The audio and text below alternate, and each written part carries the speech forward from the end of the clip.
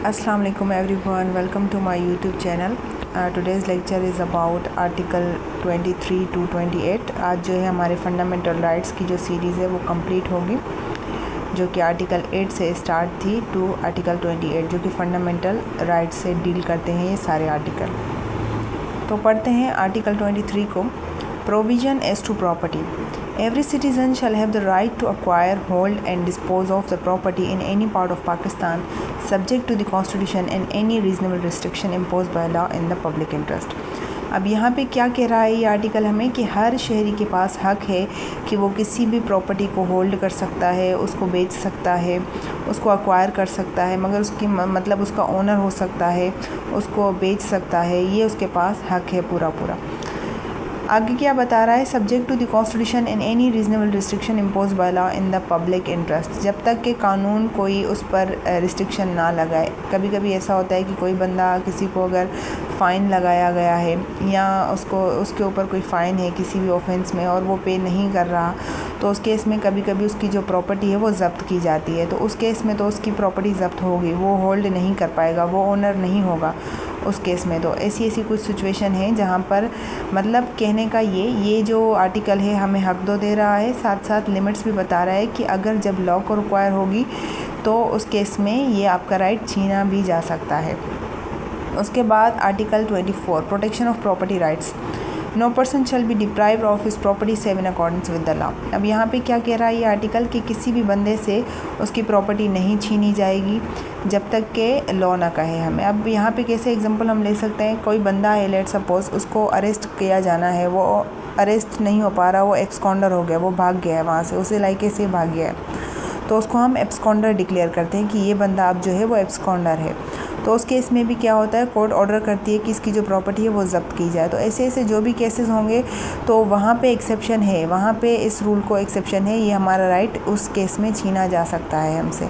Otherwise हर किसी के पास right है कि उसकी जो प्रॉपर्टी है, उसकी जो ज़मीन है वो उससे डिप्राइव ना किया जाए, उससे ना छीनी जाए, मगर जहाँ पर लॉ रिक्वायर करेगा वहाँ पर ज़रूर ये राइट भी हमारा रिस्ट्रिक्ट हो सकता है। आगे ये आर्टिकल क्या कह रहा है हमें, no property shall be compulsorily acquired और taken possession of save for a public purpose and saved by the authority of law which provides for compensation therefore and either fixes the amount of compensation or specifies the principle on and the manner in which compensation is to be determined and given। अब यहाँ पे ये सब class 2 ये बता रहा है हमें कि कोई भी प्रॉपर्टी जो है वो ज़बरदस्ती किसी से नहीं ली जाएगी।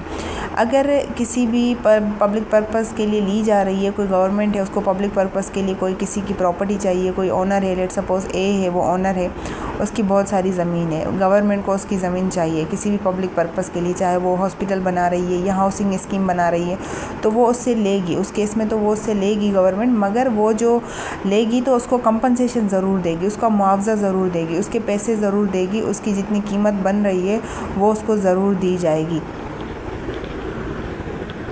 उसके बाद यहाँ पे सब क्लास 3 में क्या कह रहा है, nothing in this article shall affect the validity of. अब ऊपर जो हमने चीज़ें पढ़ी वो तो अपनी जगह ठीक हैं, हमें हक है, मगर ये जो आर्टिकल है इन चीज़ों पर, नीचे दी गई चीज़ों पर इफ़ेक्ट, वैलिडिटी इनकी जो है इन पर इफ़ेक्ट नहीं करेगा। नीचे दी गई चीज़ें भी हो सकती हैं। अब कौन सी मतलब इन सिचुएशन में प्रॉपर्टी छीनी जा सकती है, अब इन चीज़ों की बात हो रही है। ऊपर तो हमने पढ़ा कि भाई हमारे पास राइट है, हमसे कोई प्रॉपर्टी नहीं छीन सकता। अगर गवर्नमेंट ले भी रही है किसी पर्पस के लिए तो हमें लाजमी सी बात है वो हमें क्या देगी, कंपनसेशन देगी, उसका पैसे, उसके मुआवजा हमें देगी। मगर नीचे दी गई ये सारी कंडीशंस हमें क्या बता रही हैं कि अगर ये जो भी कंडीशंस हैं इनमें अगर हमसे प्रॉपर्टी हमारी छीनी जा रही है तो वो भी लॉफुल है, हमारे राइट के ऊपर कोई इफ़ेक्ट नहीं होगा, हमारे राइट की वैलिडिटी के ऊपर कोई इफ़ेक्ट नहीं होगा अगर ये कंडीशंस होगी। तो वो कौन सी, पहले क्लास में पढ़ते हैं, any law permitting the compulsory acquisition और taking possession of any property from preventing danger to life, property और पब्लिक हेल्थ। अगर किसी भी लॉ जो है वो किसी से अगर कंपलसरी कोई पोजीशन ले रहा है किसी प्रॉपर्टी की, इसलिए ताकि पब्लिक को कोई नुकसान ना पहुँचे, पब्लिक की हेल्थ को कोई नुकसान ना पहुँचे, तो उस केस में वो जो है वो किसी की भी जो प्रॉपर्टी है वो कंपलसरी ले सकता है। और सब क्लास बी क्या कहता है, any law permitting the taking over of any property which has been acquired by or come into the possession of any person by unfair means or in any manner contrary to the law। अब यहाँ पे सब class 2 हमें ये कह रहा है कि कोई भी बंदा अगर उसने प्रॉपर्टी हासिल की है बाय एनी अनफेयर मीन्स, मतलब कि किसी नाजायज़ तरीके से अगर उसने कोई प्रॉपर्टी परचेज़ की है, जायज़ तरीके से नहीं की है, किसी नाजायज़ तरीके से की है, तो भी उससे वो प्रॉपर्टी छीनी जा सकती है। कैसे, इसका मिसाल कैसे हो सकता है? लेट्स सपोज़ कोई बंदा है, उसने जो है किसी को गन पॉइंट के ऊपर जो है उससे प्रॉपर्टी जो है वो साइन करवाई है, तो वो क्या हो गई? बाय अनफेयर मीन्स, वो उसने अनफेयर तरीके से उससे प्रॉपर्टी ली है, तो उस केस में भी उससे वो प्रॉपर्टी छीनी जा सकती है। उसके बाद any law relating to the acquisition, administration और disposal of any property which is और is deemed to be enemy property or evacuate property under any law not being property which has ceased to be evacuate property under any law। अब यहाँ पे बात की जा रही है कि अगर कोई ऐसी प्रॉपर्टी, एवेक्यू या एनिमी प्रॉपर्टी का मतलब क्या है? ऐसी प्रॉपर्टी जिसका कोई ओनर ना हो, जिसका कोई ओनर पता ना चल रहा हो कि इसका कौन सा ओनर है, तो उस केस में भी स्टेट जो है वो प्रॉपर्टी एक्वायर कर सकती है, ले सकती है। उसके बाद any law providing for the taking over of the management of any property by the state for a limited period either in the public interest और in order to secure the proper management of the property और for the benefits of its owner. अगर जो है कोई भी किसी भी property की प्रॉपर मैनेजमेंट चाहिए, ज़रूरी है प्रॉपर मैनेजमेंट, उसके लिए अगर स्टेट जो है वो लेना चाह रही है उसकी प्रॉपर्टी, तो भी वो ले सकती है। कैसे, इसका मिसाल ऐसे हो सकता है जैसे जो भी ज़मींदार होते हैं उनको क्या करना पड़ता है? रेवेन्यू पे करना पड़ता है। अगर वो रेवेन्यू पे नहीं करते तो इनके ऊपर एरियर्स जमा हो जाते हैं, वो डिफ़ॉल्टर कहलाते हैं कि इनके ऊपर इतने इतने एरियर्स जमा हो गए।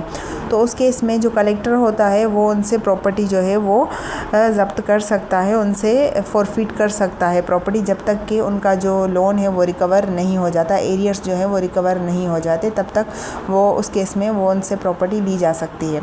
और दूसरा कौन सा है कंडीशन इसमें? इधर इन द पब्लिक इंटरेस्ट और in the order to secure the proper management of the property. अगर कोई पब्लिक इंटरेस्ट हो, किसी पब्लिक के लिए कोई प्रॉपर्टी चाहिए, कोई पब्लिक का इंटरेस्ट है, तो भी जो है वो प्रॉपर्टी ज़ब्त की जा सकती है।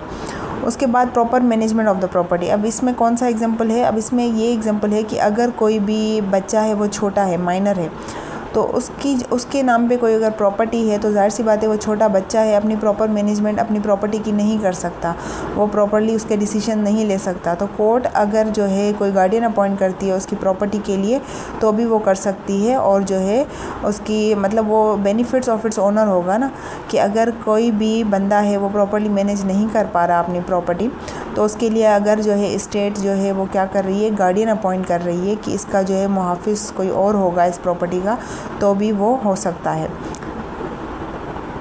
उसके बाद any law providing for the acquisition of any class of property for the purpose of, अगर कोई भी लॉ नीचे दिए गए इन पर्पस के लिए किसी से प्रॉपर्टी लेता है, तो भी वो हमारे राइट के ऊपर इफ़ेक्ट नहीं होगा। हमारा जो राइट टू प्रॉपर्टी है वो हमारा इफ़ेक्ट नहीं होगा। अगर नीचे दिए गए कंडीशंस के अंदर अगर कोई लॉ जो है हमसे एक्वायर कर रहा है प्रॉपर्टी, तो भी हमारा जो राइट टू प्रॉपर्टी है वो इफ़ेक्ट नहीं होगा। ये क्लास हमें ये बता रहा है। वो कौन सी कंडीशंस हैं? Providing education and medical aid to all और any specified class of the citizen. अगर किसी भी एजुकेशन के पर्पस के लिए या मेडिकल के पर्पस के लिए किसी भी सिटीज़न के लिए स्टेट को कोई जो है प्रॉपर्टी चाहिए, तो भी वो ले सकती है। अगर कौन सा मसला हो, जब वो एजुकेशन प्रोवाइड करना चाह रही हो या मेडिकल फैसिलिटीज़ कोई जनरल पब्लिक के लिए, क्लास ऑफ सिटीज़न के लिए करना चाह रही हो, तो भी वो ले सकती है किसी की property. Providing housing and public facilities and services such as roads, water supply, sewerage, gas and electric power to all or any specified class of the citizen। अगर जो है स्टेट जो है वो कोई हाउसिंग स्कीम बनाना चाह रही है, पब्लिक फैसिलिटीज़ के लिए रोड बनाना चाह रही है, या वाटर सप्लाईज या सीवरेज, गैस वगैरह या इलेक्ट्रिक पावर के लिए उसको कोई प्रॉपर्टी चाहिए, तो भी वो ले सकती है। हमारा उस ओनर का जो राइट है वो इफ़ेक्ट नहीं होगा, और स्टेट उसको क्या करेगी? उसको मुआवजा देगी, कंपनसेशन उसको ज़रूर देगी। उसके बाद providing maintenance to those who on account of unemployment, sickness, infirmity और old age are unable to maintain themselves. और अगर किसी से किसी की प्रॉपर्टी लेती है उसकी मेंटेनेंस के लिए, ताकि हम उसकी प्रॉपर्टी हम खुद मेंटेन कर सके, स्टेट मेंटेन कर सके। किन कंडीशन में? अगर कोई बंदा बीमार है या वो उसकी एज जो है वो बहुत ज़्यादा हो चुकी है, वो मेंटेन खुद नहीं कर सकता, तो उस केस में भी उसकी जो प्रॉपर्टी है वो ली जा सकती है, ताकि उसको प्रॉपर मेंटेनेंस प्रोवाइड की जा सके। उसके बाद एनी एग्जिस्टिंग लॉ और any law made in pursuance of article 253। अब यहाँ पे है कि कोई भी लॉ अगर जो है वो मेड इन परसुएंस मतलब इन अकॉर्डेंस बना गया है, आर्टिकल 253 के तहत अगर बनाया गया है तो भी हमारा राइट जो है वो वायलेट नहीं हो रहा। मतलब कि अब 253 आर्टिकल हमें क्या कह रहा है? 253 आर्टिकल हमें बता रहा है कि हमारी मैक्सिमम लिमिट बताता है। इस आर्टिकल के अंदर हम क्या पढ़ते हैं? हमारी maximum limit to hold the property, अपनी प्रॉपर्टी को होल्ड करने के लिए हमारे पास एक मैक्सिमम लिमिट है कि इतनी इतनी प्रॉपर्टीज़ हम होल्ड कर सकते हैं। तो अगर इतनी इतनी प्रॉपर्टीज़ होल्ड की हैं तो भी हमारा राइट जो है वो इन्फ्रिंज नहीं होगा। उसके बाद द एडुकेसी और otherwise of any compensation provided for by any such law is referred in this article or determined in pursuance thereof shall not be called in question in any court। अब यहाँ पे ये कहा गया है कि यहाँ पे जो भी अगर स्टेट ले रही है किसी से प्रॉपर्टी या जो है किसी को कंपनसेशन दे रही है, उसको मुआवजा दे रही है, प्रॉपर्टी लेकर किसी भी ओनर से और उसको मुआवजा दे रही है, पैसे दे रही है, तो जो भी चीज़ें इस आर्टिकल के अंदर हो रही हैं वो क्या होंगी? Shall not be called in question in any court. उसको जो है उसके ऊपर कोई भी जो है ना वो सवाल नहीं उठाएगा कि भाई ये सही है या गलत हुआ है, ये ऐसा नहीं होना चाहिए था, ऐसा होना चाहिए था। कोई भी उसके ऊपर क्वेश्चन नहीं उठा सकता किसी भी कोर्ट के अंदर। So this is it for today's. अगर आपको लेक्चर अच्छा लगा हो तो kindly like to my videos and subscribe to my YouTube channel.